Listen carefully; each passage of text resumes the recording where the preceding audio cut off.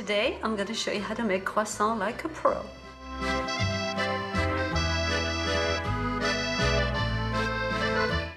Okay, so we're going to start with 50 grams of sugar and 475 grams of warm milk.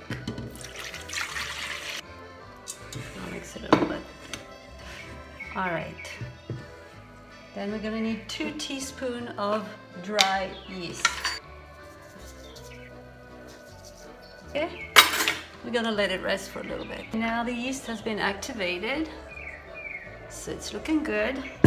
We're going to put 560 grams of bread flour mixed with 224 grams of cake flour.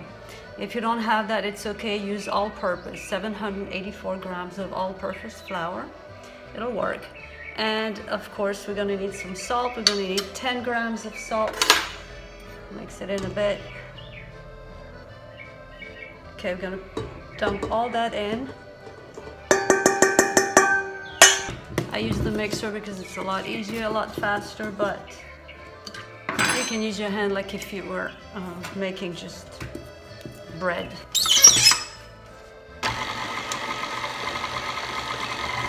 All right, when it's not completely mixed yet, I'm going to add some soft butter. 110 grams of soft butter. I had to melt it a bit because it was a little too cold, but you don't have to if it's soft enough.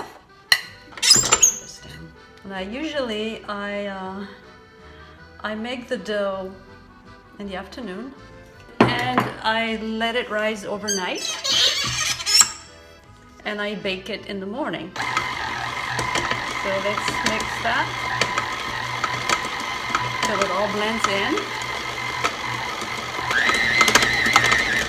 It's detaching from the sides, so it should be ready. We can finish it by hand.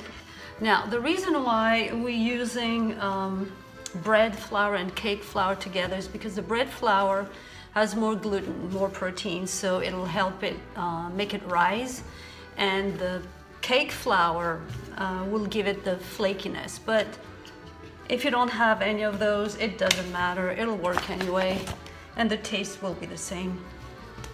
So we just mix a bit,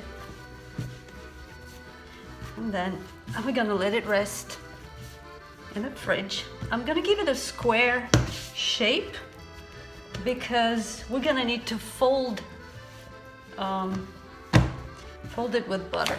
I'm gonna have to put some butter inside and fold the dough 3 times before we can let it rise and shape it. So this will be good.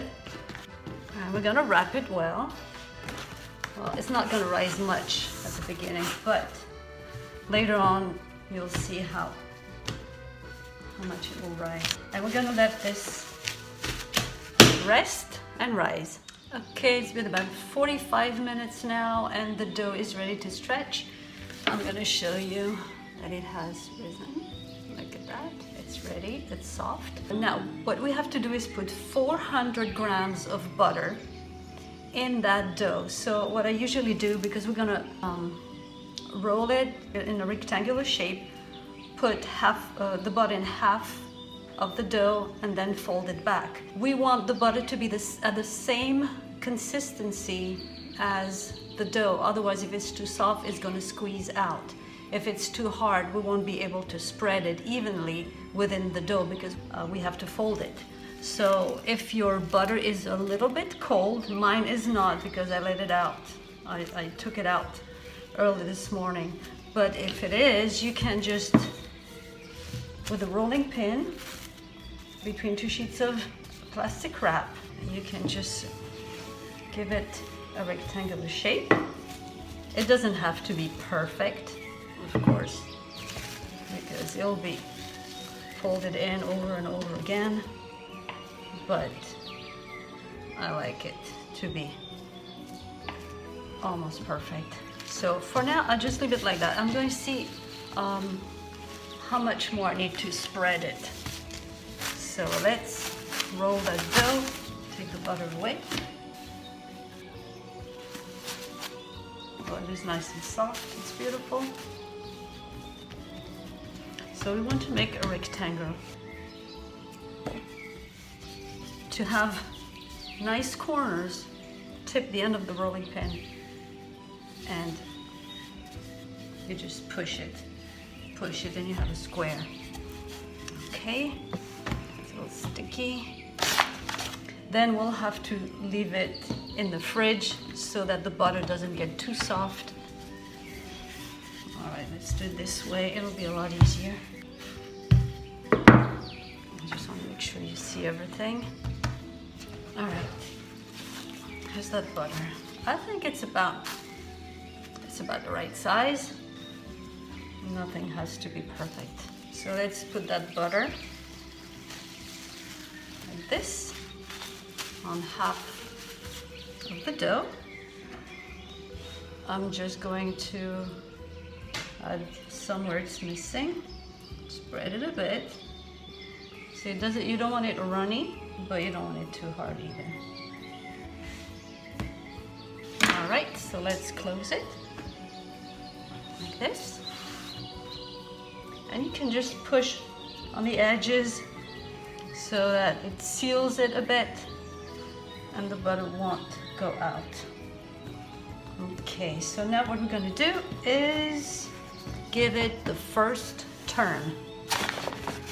So this dough needs 3 single turns. When you work with butter inside the dough, never roll it completely directly like this because we'll just push it. You just have to push. This way it spreads evenly. Otherwise, if you roll it right away, you're gonna push it, it's gonna come out of the seams. So let's just spread it like this a little bit on the inside of the dough.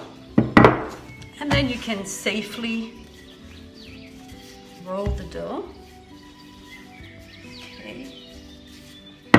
All right, so the first, we're gonna do 1. This here you fold it in 3. So that is the first turn. This turn, we're gonna have to wrap it and let it rest in the fridge for maybe a half hour probably. Now, you cannot do all the turns right away because the dough needs to rest to be able to stretch. Otherwise it would tear and not stretch. So you need to let it rest. This is where the gluten develop. What I usually do, I'm gonna put another wrap on the other side. I mean the opposite way, because it's gonna rise and push that plastic wrap. And you don't want this to happen. Let's wrap it well. And leave it in the fridge. Okay, it's been about a half hour. We can do a second turn now. It will be quick, so always push first. I didn't push all the way because this side is a little narrower, so I push it the other way. Okay, this way I keep a perfect, well not perfect, I shouldn't say perfect, a nice rectangle. Okay, it's a little too thin. Let's make it wider. All right. So now we have to fold the other way. We had it folded this way before. Let's do the opposite. So that's the second turn.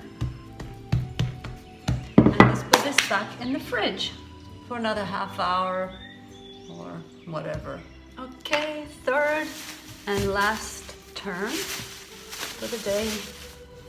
I'm not too sure if I'll finish those tonight or I'll wait until tomorrow, but I think I would like to get it over with, even if it's a little late. I should have started in the morning because it's a long process and I didn't intend to bake at night, but I'll try to do it today.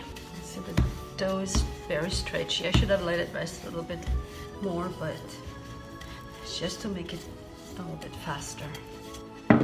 Last turn. I can feel that the butter is getting hard already. Now this area here, I don't know if you can see it, because I didn't wait enough, I didn't let the dough rest enough in the fridge. I kind of tore the dough.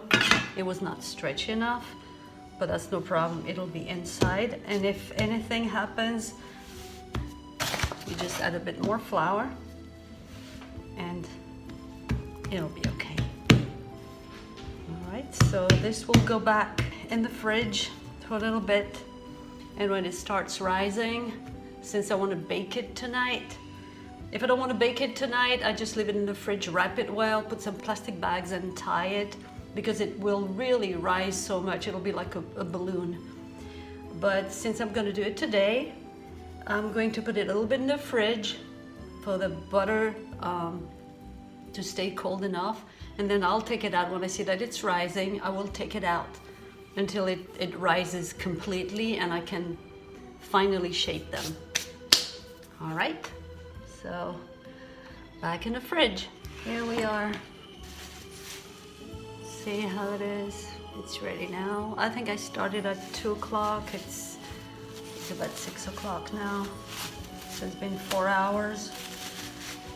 What is the ideal temperature?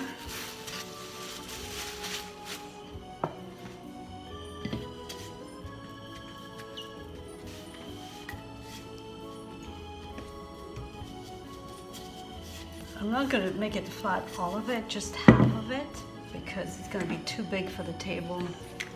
I'll do that. Maybe cut half of it.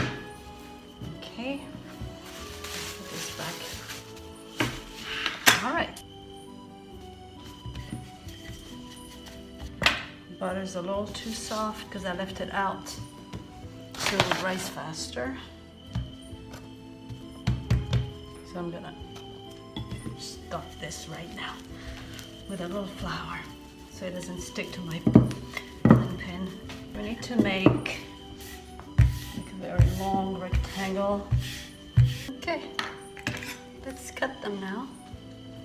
All right, this is not square, but it doesn't matter because we're cutting triangles. So I made them a little high. It's okay. That would be the right height, you know, like the hand from here to here. That would be okay. So maybe I just cut a little bit off. That would be better. Okay. So let's cut triangles. They don't have to be perfect. Okay. Those little pieces we can add one to another and we make a croissant just for the chef, not for the customers. Okay, we need to cut at the base here. This way we can pull the two ends better. All right, let's pull from the center and roll. Pull. Roll.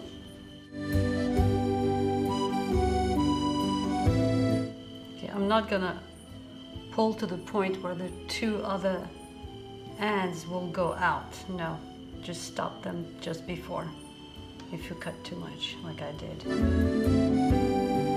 Okay, let's put them on the pan.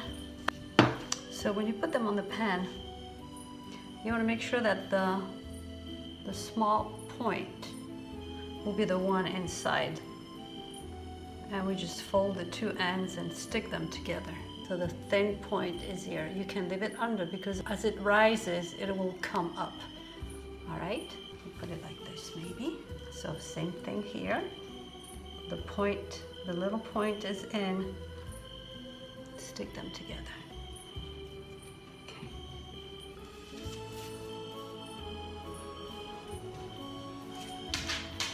Okay, so they're ready to bake. See, they're nice and soft. And you can probably see the layers of dough and I can see the layers here of butter and dough. And I forgot to mention that the thickness was about 1/4 inch when I stretched the dough before I cut them. And I'd like to mention, not only the yeast makes them rise, but it's also the air that gets trapped within the layers that expands, and it makes it rise also. Okay, so we're gonna put some egg wash, and then we'll bake them at 390 degrees. Egg wash.